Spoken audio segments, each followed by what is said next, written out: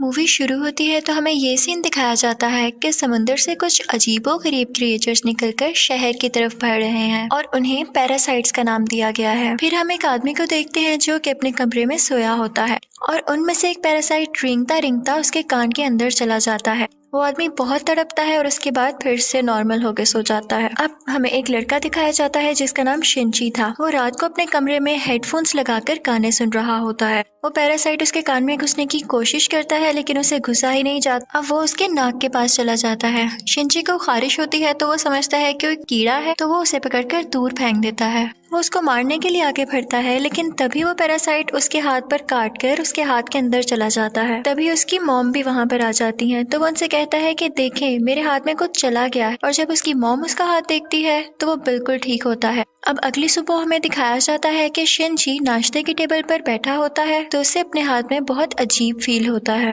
और फिर दूसरी तरफ हमें वो आदमी दिखाया जाता है जिसके कान में स्टार्टिंग में एक पैरासाइट चला गया था। वो अपनी बीवी के सामने आकर खड़ा होता है और अपना मुंह खोल लेता है। उसका मुंह बहुत ही खौफनाक और बहुत ही बड़ा था और वो अपनी बीवी का सर अपने मुंह में लेकर अपना खौफनाक मुंह बंद कर लेता है और ये सब उसी पैरासाइट की वजह से हो रहा था। फिर हमें शिंची दिखाया जाता है जो कि स्कूल जाते हुए रास्ते में अपनी दोस्त से मिलता है। वो भी उसमें काफी अजीब हरकतें नोट करती है और जब वो स्कूल पहुंच जाता है तब भी उसके साथ बहुत कुछ अजीब हो रहा था, जैसे उसके राइट हैंड में काफी पावर आ गई हो। वो घर आता है और अपना हाथ काटने की कोशिश करता है लेकिन उसका हाथ मूव करने लगता है और उसे रोकता है और फिर हम देखते हैं कि उसका हाथ एक क्रिएचर में बदल गया है और वो शिंची से बातें भी कर रहा था। फिर हम देखते हैं कि वो शिंची की बुक्स भी पढ़ा करता था और उसका लैपटॉप भी यूज किया करता था क्योंकि वो इंसानों के रहने के तरीके जानना चाहता था। जब इसने शिंची की बॉडी में घुसने की कोशिश की थी तो शिंची ने इसे आगे जाने से रोक लिया था, इसलिए अब ये सिर्फ राइट हैंड में ही था और उसी हाथ को कंट्रोल कर रहा था। ये अपना नाम मिकी बताता है और कहता है कि तुम मुझे कभी मत काट क्योंकि मैं तुम्हें कुछ नहीं कहूंगा, तुम मेरे होस्ट जो हो।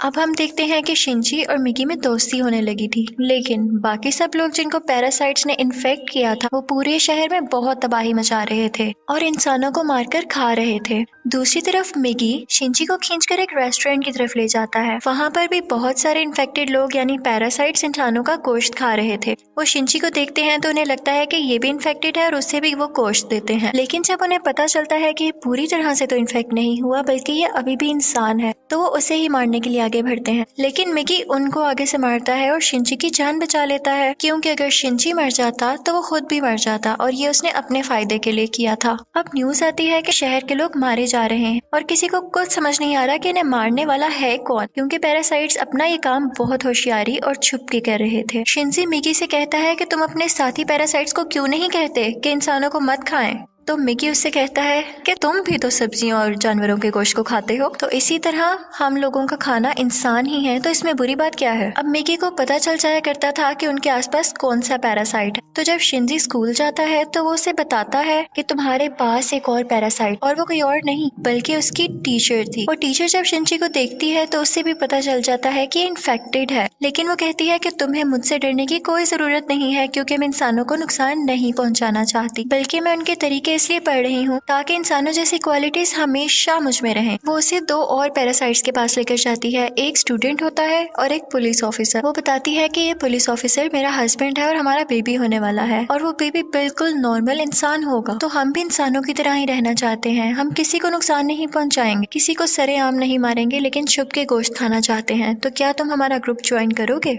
लेकिन मिगी इस बात को नहीं मानता। अब अगले दिन वही पुलिस ऑफिसर उन लोगों के पास आता है तो मिगी शिंची को बताता है कि ये हमें मारने आया है क्योंकि इसे पता चल चुका है कि उस दिन रेस्टोरेंट में हमने एक पैरासाइट को मारा और इसी के साथ वो पुलिस ऑफिसर इन पर अटैक कर देता है। अब मिगी और शिंची भी बहुत लड़ते हैं और इसको फाइनली मार देते हैं।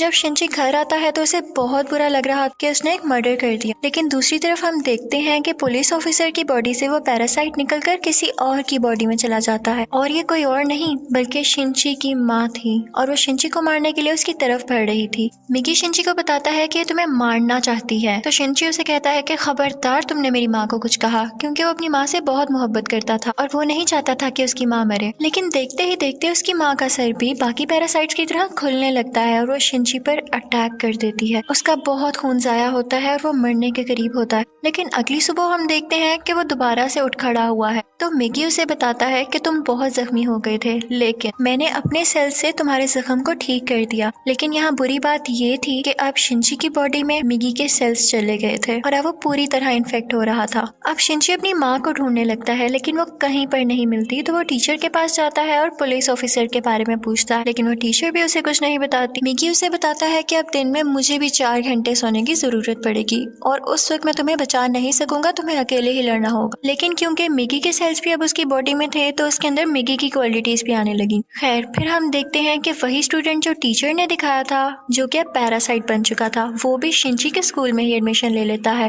वो शिनची का दोस्त बनने का ड्रामा करता है, लेकिन आहिस्ता आहिस्ता सबको पता चल जाता है कि वो पैरासाइट है और फिर वो स्टूडेंट इन सब को मार देता है। इसके बाद वो शिनची की दोस्त को भी मारने भरता है, लेकिन शिनची अपनी दोस्त को उठाकर बिल्डिंग से जंप लगा देता है। अब वो टीचर वहाँ पर आती है और वो चाहती थी कि स्टूडेंट मर जाए, क्योंकि इसकी वजह से उसका राज भी खुल सकता था। वो वहाँ पर ब्लास्ट करती है, लेकिन उसे कुछ नहीं होता और फिर पुलिस वहाँ पर आ जाती है, लेकिन वो पुलिस को भी मार देता है। अब मिगी शिनची को बताता है कि वो बिल्डिंग की छत पर है और शिनची दूसरी बिल्डिंग की छत पर जाकर उसे एरो से मार देता है। और उसके बाद वो टीचर के पास जाता है और उस पुलिस ऑफिसर का एड्रेस पूछता है, जो कि पैरासाइट था, और टीचर अब उसे एड्रेस दे देती है।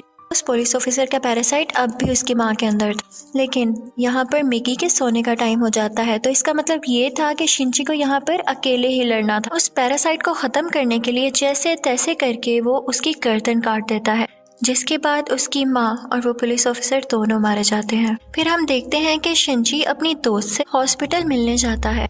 वो बातें कर रहा होता है कि मैं एक एक करके सब पैरासाइट्स को मार दूंगा, कि तभी हम देखते हैं कि कोई उनकी पिक्चर्स ले रहा है और वो कोई जासूस था। और यहाँ पर ही इस मूवी का पार्ट 1 खत्म हो जाता है और अब मैं आपको एक्सप्लेन करूंगी इस मूवी का पार्ट 2। अब पार्ट 2 में उस इंसिडेंट के कुछ महीनों बाद का टाइम दिखाया गया है, जब आर्मी को पता चल जाता है कि इस शहर में कोई पैरासाइट्स हैं जो लोगों पर अटैक कर रहे हैं और वो लोगों को बचाना चाहते थे। फिर वो जेल से एक सीरियल किलर को लाते हैं जो पहचान सकता था कि पैरासाइट कौन है और नॉर्मल ह्यूमन कौन है। उसके सामने एक एक करके लोग लाए जाते हैं तो वो सबको नॉर्मल कह देता है, लेकिन जब उसके सामने शिनची आता है तो वो सोच में पड़ जाता है और काफी सोचने के बाद कहता है कि ये भी नॉर्मल है। अब शिनची जब घर जा रहा होता है तो मिगी उसे बताता है कि हमारे बहुत पास एक पैरासाइट है, और वो पास की एक बिल्डिंग में जाते हैं जहाँ पर वो पैरासाइट एक इंसान का गोश्त खा रहा होता है। जब वो पैरासाइट शिनची को देखता है तो उसकी तरफ बढ़ता है, लेकिन मिगी इसे मार देता है। फिर अचानक उसे फील होता है कि जैसे उसके पीछे कोई है, और ये कोई और नहीं बल्कि वही आदमी था जिसने पार्ट 1 के एंड में शिनची और मिगी की पिक्चर्स ली थी। और फिर हमें शहर का मेयर दिखाया जाता है जो कि पैरासाइट्स की फेवर में बोलता और बहुत बुरा आदमी था, और वो टीचर भी उसके साथ मिली हुई थी। और अब हम देखते हैं कि उस टीचर का बेबी भी हो चुका था जो कि बिल्कुल नॉर्मल ह्यूमन था। वो मेयर जान गया था कि शिनची पैरासाइट्स को मार रहा है, तो वो भी उसे मारना चाहता था, लेकिन टीचर उसे मना कर देती है। वो कहती है कि मिगी और शिनची आपस में जुड़े हुए हैं, तो मैं देखना चाहती हूँ ये कैसे एक साथ रहते हैं, और अगर तुम शिनची को मारोगे तो हमारा पैरासाइट मिगी भी मर जाएगा। और इसीलिए उसी ने शिनची के पीछे वो जासूस भेजा था ताकि उस पर नजर रख सके। शिनची एक दिन चल रहा होता है कि उसे फिर से फील होता है कि उसके पीछे कोई है। वो जासूस उसकी सारी बात सुनता है और उसे कहता है कि तुम्हें अपने बारे में पुलिस को बता देना चाहिए। तो शिनची उससे कहता है कि नहीं, पुलिस में भी बहुत सारे पैरासाइट्स भरे पड़े हैं। उसे यहाँ पता चल जाता है कि इस जासूस को टीचर ने उसके पीछे लगाया है। तो वो टीचर के पास जाता है और कहता है ये तुम सब क्या कर रहे हो, ये करना बंद क्यों नहीं कर देते हो। तो टीचर उससे कहती है तो तुम हमारे साथ ही पैरासाइट्स को क्यों मार रहे हो, वो सिर्फ अभी इंसानों को खाना सीख रहे हैं और कुछ देर बाद वो उनको मारना भी बंद कर देंगे। वो चुप हो जाता है और फिर जासूस के पास जाता है और उसे बताता है कि वो टीचर बहुत खतरनाक पैरासाइट है, वो किसी भी वक्त तुम्हें भी नुकसान पहुंचा सकती है, तो तुम उससे दूर रहो। लेकिन जासूस उसकी बात पर यकीन नहीं करता। अब अगले दिन वो जासूस उस मेयर से मिलता है। उसे शिनची की बात को टेस्ट करना था कि वो सच बोल रहा है या नहीं, तो इसलिए वो मेयर के रूम में वॉइस रिकॉर्डर लगा देता है। लेकिन मेयर को इस बारे में पता चल जाता है और वो जासूस को मारने का हुक्म दे देता है कि ये अब हमारे लिए नुकसान बन चुका है। वो पैरासाइट को उसके घर भेजता है उसे मारने के लिए, लेकिन वो घर पे नहीं होता तो वो उसकी बेटी को मार देते हैं। अब दूसरी तरफ शिनची को मिगी बताता है कि तुम पर 5 पैरासाइट्स अटैक करने आ रहे हैं। अब उनकी तरफ एक आदमी बढ़ता है और उसी आदमी के अंदर वो 5 पैरासाइट्स थे। मिगी और शिंची उससे फाइट करते हैं और उसका सर उड़ा देते हैं। उन्हें लगता है कि अब ये मर चुका है, लेकिन अभी तो सिर्फ एक पैरासाइट मारा गया था और 4 अभी भी बाकी थे। बाकी के पैरासाइट्स उसके हाथ में आ जाते हैं और उसे कंट्रोल करने लगते हैं। अब वो टीचर मेयर से कहती है कि जब मैंने तुम्हें मना किया था कि तुम उस जासूस या शिंची को मारने के लिए पैरासाइट नहीं भिजवाओगे तो तुमने ऐसा क्यों किया। अब मेयर यहाँ पर नोट करता है कि उस टीचर के दिल में माँ बनने के बाद इंसानों वाले इमोशंस वापस आ रहे थे, तो इसे ये बात बिल्कुल अच्छी नहीं लगती। अब वो उस टीचर को मारने के लिए 3 पैरासाइट्स भेजता है, लेकिन चूंकि वो भी पैरासाइट थी तो उसको पता चल जाता है कि कोई उसे मारने आ रहा है और वो उनको पार्किंग में बुलाती है और उन तीनों से अकेले ही मुकाबला करके उन्हें मार देती है। लेकिन जब वो घर आती है तो वो देखती है कि उसका बच्चा वहाँ पर नहीं है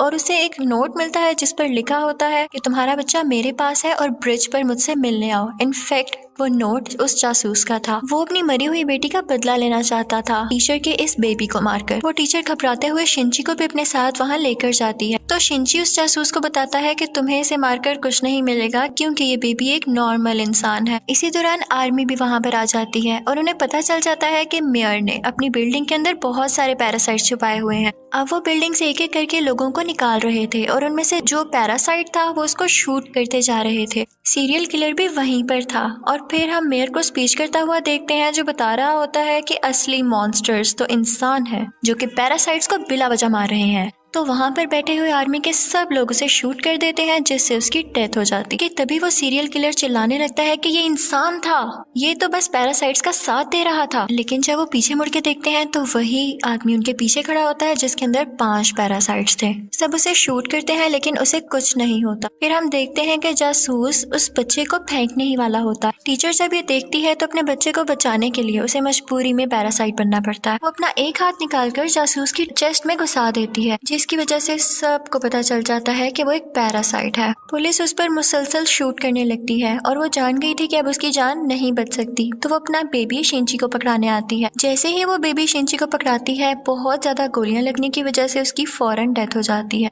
यहाँ पर शिंची को अपनी माँ भी याद आने लगती है और उसमें इंसानों वाली फीलिंग्स दोबारा से आने लगती है। अब पुलिस शिंची को अपने साथ इन्वेस्टिगेशन के लिए ले जाती, लेकिन साथ ही उन्हें खबर मिलती है कि उस पैरासाइट ने जिसके अंदर 5 पैरासाइट थे आर्मी को मार दिया है। तो शिंची फौरन से कार लेकर वहाँ पे जाता है और वही पैरासाइट उसकी कार को रोककर उसका एक्सीडेंट कर देता है। अब वो जंगल में चला जाता है और मिगी से कहता है कि जब तक तुम मेरे साथ हो उसको पता चल जाएगा कि हम कहाँ हैं, तो तुम मुझसे अलहदा हो जाओ प्लीज। इसी के साथ वो पैरासाइट फौरन वहाँ आ जाता है और उन पर अटैक करने लगता है। अब क्योंकि शिंची और मिगी की काफी दोस्ती हो चुकी थी तो मिगी अपनी कुर्बानी दे देता है, यानी अपनी जान सेक्रीफाइस कर देता है, उसकी बॉडी से अलग हो जाता है और शिंची को वहाँ से भाग जाने का कहता है और मिगी को वो पैरासाइट मार देता है, जिस पर शिंची काफी उदास हो जाता है और फिर अपनी दोस्त के घर की तरफ जाता है। वो उसका बहुत ख्याल रखती है। वो लेटा होता है कि एकदम देखता है कि उसके बाजू में से मिगी का एक और हिस्सा ग्रो कर रहा है और ऐसा इसलिए हुआ क्योंकि जब मिगी ने अपने बॉडी सेल्स से के उसकी बॉडी को ठीक किया था तो मिगी के सेल्स भी तो उसकी बॉडी में आ गए थे, इसलिए वो चाहता तो दोबारा ग्रो कर सकता था। शिंची को फील हो गया था कि अब ये दोबारा आ रहा है तो उस पैरासाइट को दोबारा से पता चल जाएगा कि मैं कहाँ हूँ, तो वो अपनी दोस्त की जान बचाने के लिए उसको बाय कहकर वहाँ से चला जाता है। लेकिन जैसे ही वो बाहर जाता है तो वो पैरासाइट उसे पकड़ लेता है, लेकिन एक फैक्ट्री में पहुंचकर शिंची एक केमिकल रोड उसकी बॉडी में घुसा देता है, लेकिन उसे कुछ नहीं होता। तो वो कहता है कि तुम मुझे क्या समझ रहे हो, मैं तो तुम्हें मारकर बाकी इंसानों को भी मार दूंगा और फिर मैं और बाकी पैरासाइट्स इस दुनिया पर रूल करेंगे। वो उसे मारने ही वाला होता है कि मिगी फौरन से उसकी बॉडी में दोबारा ग्रो कर जाता है और उस पैरासाइट पर अटैक कर देता है। इसी के साथ उसकी बॉडी में कुछ होने लगता है और वो तड़पने लगता है। तो मिगी शिंची को बताता है कि जिस रोड से तुमने इसको मारा उस पर बहुत केमिकल्स लगे हुए थे और अब पैरासाइट्स इसकी बॉडी में नहीं रहना चाहते और एक एक करके सब पैरासाइट्स उसकी बॉडी छोड़ देते हैं और अब सिर्फ उसकी बॉडी का ढांचा बाकी रह गया। तो शिंची वो उठाकर नीचे आग में फेंक देता है जिससे फाइनली उसकी डेथ हो जाती है। अब हमें काफी दिन बाद का टाइम दिखाया जाता है जब सब कुछ नॉर्मल हो चुका है। तो मिगी शिंची से कह रहा होता है कि अब जैसा कि इस दुनिया में कोई भी पैरासाइट नहीं रहा तो हमें भी साथ नहीं रहना चाहिए, मैं तुमसे अलग हो जाऊंगा। लेकिन शिंची उसे मना कर देता है